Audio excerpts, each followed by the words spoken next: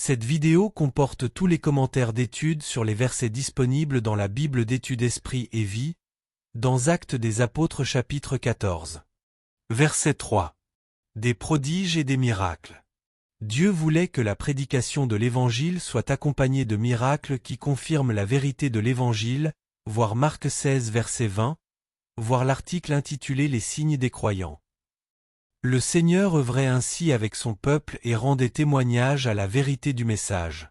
Cette confirmation de la grâce de Dieu par des prodiges et des miracles n'est pas moins nécessaire aujourd'hui, alors que nous affrontons des temps difficiles qui correspondent aux derniers jours, 1 Timothée 4 verset 1, voire 2 Timothée 3 verset 1 à 13.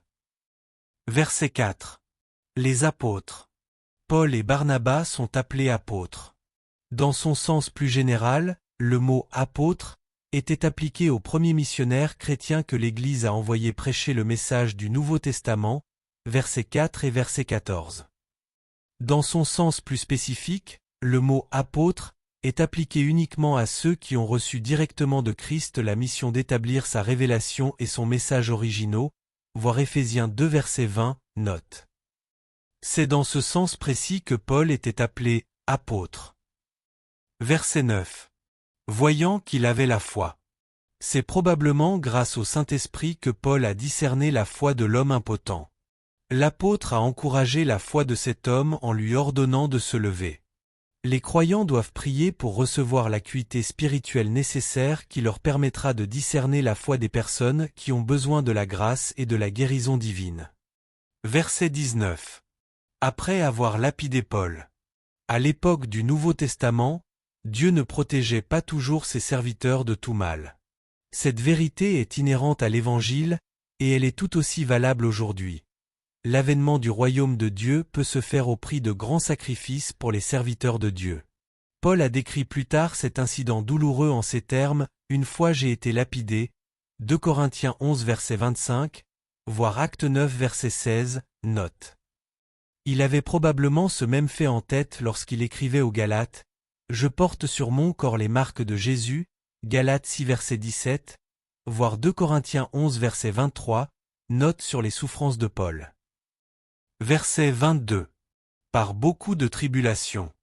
Ceux qui s'en remettent à la Seigneurie de Christ et qui entreront dans le royaume de Dieu doivent passer, par beaucoup de tribulations, tout au long de leur vie. Parce qu'ils vivent dans un monde hostile, ils doivent livrer un combat spirituel contre le péché et la puissance de Satan, Éphésiens 6 verset 12, voire Romains 8 verset 17, 2 Thessaloniciens 1 verset 4 à 7, 2 Timothée 2 verset 12. Premièrement, ceux qui sont fidèles à Christ, à sa parole et à ses voies justes peuvent s'attendre à rencontrer des difficultés dans ce monde, Jean 16 verset 33. Seuls les croyants, tièdes et enclins au compromis trouveront paix et réconfort dans le monde, voir Apocalypse 3 verset 14 à 17. Deuxièmement, le monde présent, qui est mauvais, et les faux croyants demeureront les ennemis de l'Évangile de Christ jusqu'au jour où le Seigneur reviendra et renversera le système corrompu de ce monde, Apocalypse chapitres 19 et 20. Pendant ce temps, l'espérance des croyants est réservée dans les cieux, Colossiens 1 verset 5, et prête à être révélée dans les derniers temps, 1 Pierre 1 verset 5.